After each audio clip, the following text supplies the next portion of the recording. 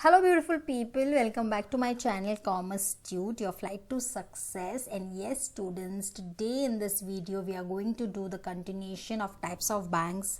Obviously 12th commerce OCM subject है chapter number 4, that is business services. Under that we have already done types of banks and this is the second part. We are going to cover another 4 banks in this video students. We are going to understand in detail about their functions, their when they were established and so on. ठीक है. So before going ahead students, new people to my channel, kindly like, subscribe and share so that the video is going to be very useful to everybody. ठीक है. तो चलिए fifth bank जो हमारा है, जो आप स्क्रीन पर देख सकते हो, that is your exchange banks. Students, exchange banks ये नाम सुनते ही आपको डेफिनेटली दिमाग में आ जाएगा that this are a large commercial banks. ठीक है. तो ये जो बड़े बड़े बैंक्स होते हैं, कमर्शियल बैंक्स होते हैं, ये फॉरेन एक्सचेंज को फैसिलिटेट करते हैं, फॉरेन एक्सचेंज के ट्रांजैक्शंस को. ऑब्वियस है, जब हम हमारे गुड्स वहाँ पर एक्सपोर्ट करते हैं और जब हमको पैसे मिलता है इन इंडिया तो उनके करेंसी में मिलता है. तो ये जो एक्सचेंज बैंक्स होते हैं ये वो वाले ट्रांजैक्शंस फैसिलिटेट करते हैं. Okay.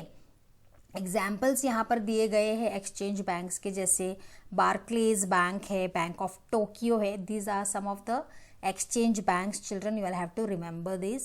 And what are their functions? उनका काम क्या है? Okay, so that is basically the first जो function है वो है financing foreign trade transactions. अभी मैंने जो आपको बताया कि ये जो foreign trade होता है, buying and selling of goods and services जो होते हैं, transactions जो होते हैं, उनको exchange bank finance करता है. हाँ, उनको पैसों की मदद वो करता है. ठीक है. सेकेंड इंपॉर्टेंट फंक्शन जो है वो है इशूइंग लेटर ऑफ क्रेडिट. उसको हम LCB बोलते हैं. अगर MCQ में पूछा जाता है आपको what is the full form of LC, you should remember it is a letter of credit. अब ये लेटर ऑफ क्रेडिट आखिर क्या है?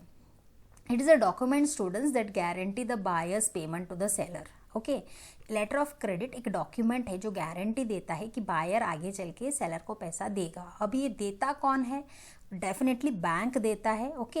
And ensures timely and full payment to the seller. Bank ये जिम्मेवारी लेता है कि आगे चलकर बायर फुल पेमेंट सेलर को करेगा. सपोज समझो कि आगे चल के buyer is enable to make such payment. उसने बोल दिया कि वो नहीं पे कर सकता या वो उसने नहीं पे किया, तो यहाँ पर कौन रिस्पॉन्सिबिलिटी लेगा? Definitely the bank covers the full और the remaining amount on behalf of the buyer. तो issue of letter of credit is very important function of especially the exchange banks. ठीक है.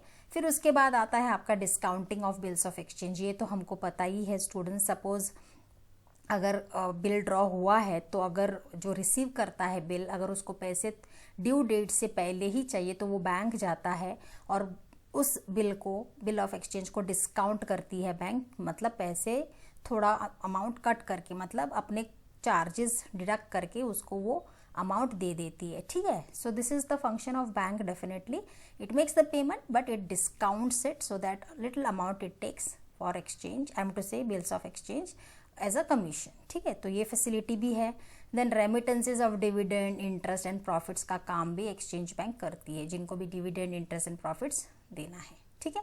So this is about the exchange bank. Children, let's go to the sixth bank, that is regional rural banks. आपने ये bank सुने होंगे students. Regional का मतलब क्या है? Yes, you heard it right. Regional जो हमारे गाँवों में जो बैंक्स होते हैं, रूरल बैंक्स जो होते हैं, उनके बारे में बात हो रही है. ऑब्वियसली ये रीजनल रूरल बैंक्स जो है were established in the year 1975.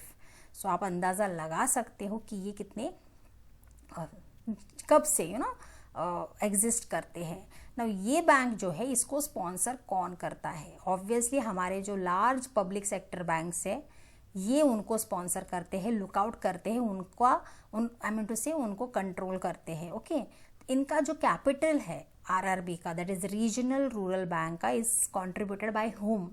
It is contributed by central government students. 50% उनका स्टेक होता है, स्टेट गवर्नमेंट का 15% होता है और बाकी जो स्पॉन्सर्ड बैंक्स है, जो लार्ज पब्लिक सेक्टर बैंक्स होते हैं, उनका भी योगदान यहाँ पर 35% का होता है.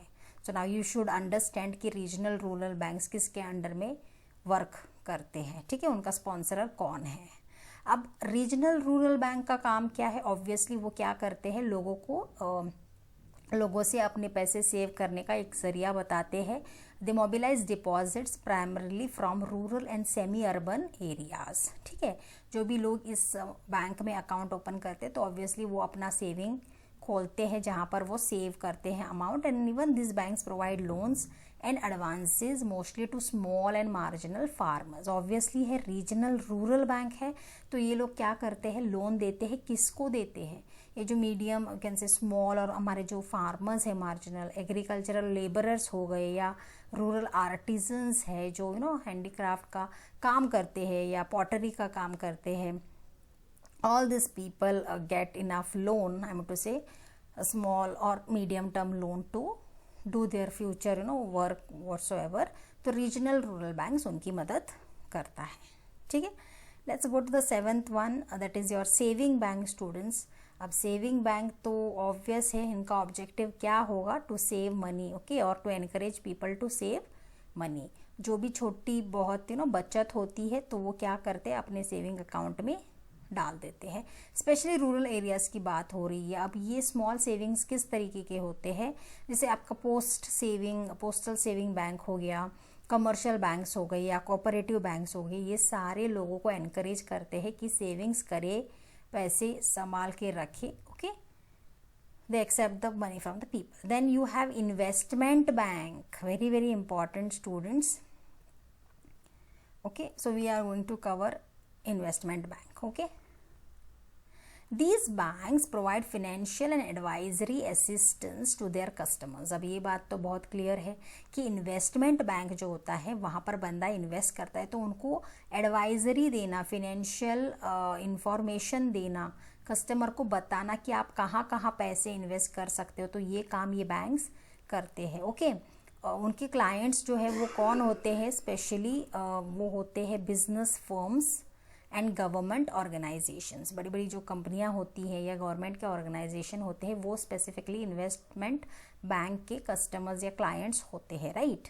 अब इन्वेस्टमेंट बैंक क्या फैसिलिटेट करता है, ऑब्वियसली मर्जर्स हो गए, एक्विजिशन बाय अंडरटेकिंग रिसर्च हो गया, providing advice on investment decision, right. Merge होते हैं ना कंपनीज या एक्वायर करते हो आप कुछ, उसके ऊपर रिसर्च जो भी है चाहिए होता है, उसके ऊपर वो एडवाइस देते हैं, उनको बताते हैं कि आप कहाँ पर इन्वेस्ट कर सकते हो, आपका इन्वेस्टमेंट कैसे सही हो सकता है।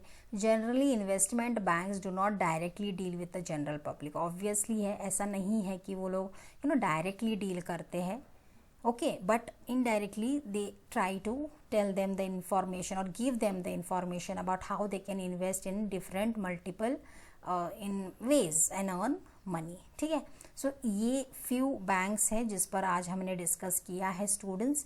Obviously in the next video we are going to study the next important banks, that is specialised banks, और इसके अंडर बहुत सारे ऑप्शंस भी आते हैं, वो भी हम डिटेल में डिस्कस करेंगे in the next video. I hope this 4 banks are easily understood by you and clarity मिल चुकी होगी।